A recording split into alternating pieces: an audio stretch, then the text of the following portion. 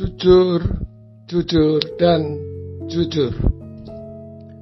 Renungan diinspirasi dari Injil Matius bab 18 ayat 1 sampai dengan 5. Pada waktu itu datanglah murid-murid itu kepada Yesus dan bertanya, "Siapakah yang terbesar dalam kerajaan surga?"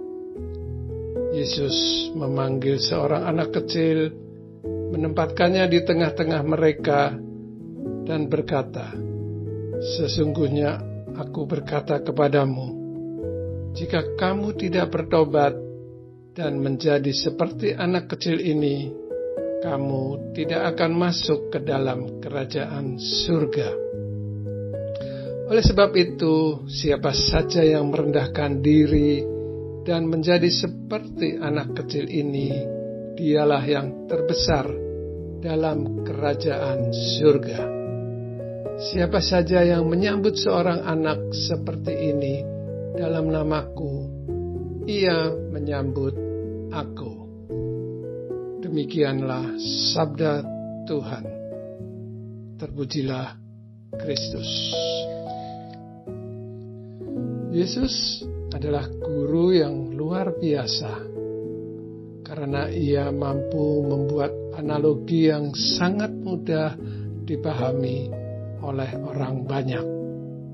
Seperti yang terjadi saat Yesus dan para muridnya dalam perjalanan dari Kaisarea menuju Yerusalem.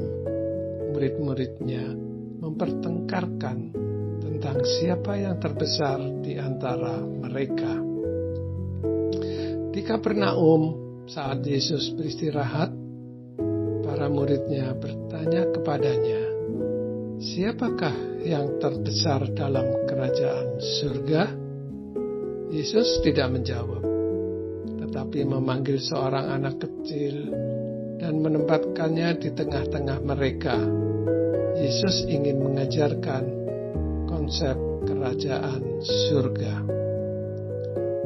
Mereka yang akan masuk kerajaan surga adalah semua orang yang mau bertobat, menyadari dirinya yang lemah dan kecil, bukan yang kuat dan besar seperti yang diributkan oleh para muridnya.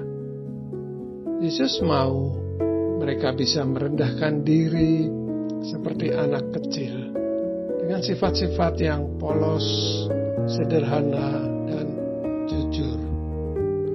Dari sifat-sifat anak kecil ini, aku suka dengan anak kecil yang jujur, dan jujur. Karena kejujuran adalah kelurusan hati atau ketulusan hati yang sangat berguna dalam kehidupan. Di masa kecilku, kami anak-anak bermain dengan jujur.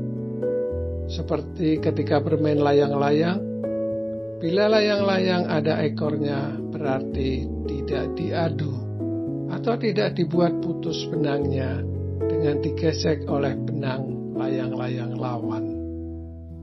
Bila layang-layang putus atau lepas di tangan, bukan karena diadu, maka layang-layangnya bisa diminta kembali pada anak yang mendapatkannya. Mereka sungguh jujur, dan jujur. Aku mau terus berbuat jujur. Ketika bekerja, aku meminta karyawan baru pada bagian personalia. Dengan bercanda, dia menanyakan, "Mau karyawan yang pintar atau jujur?" Tentunya kalau dihadapkan harus memilih salah satu, aku akan memilih yang jujur. Anak-anak pada umumnya mempunyai sifat jujur, tidak serakah, tidak mau menang sendiri. Yesus mengedepankan anak-anak sebagai contoh bahwa dengan berbuat jujur, dan jujur adalah suatu perbuatan yang sangat mendasar.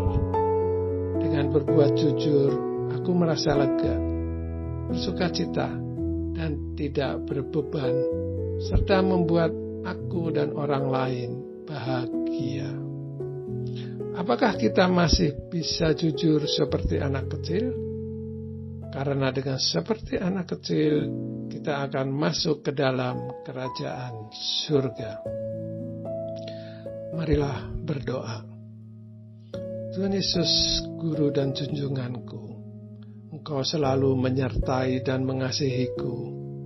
Semoga aku dapat menjadi seperti anak kecil yang selalu berbuat jujur dan jujur, sehingga aku layak menjadi anak-Mu.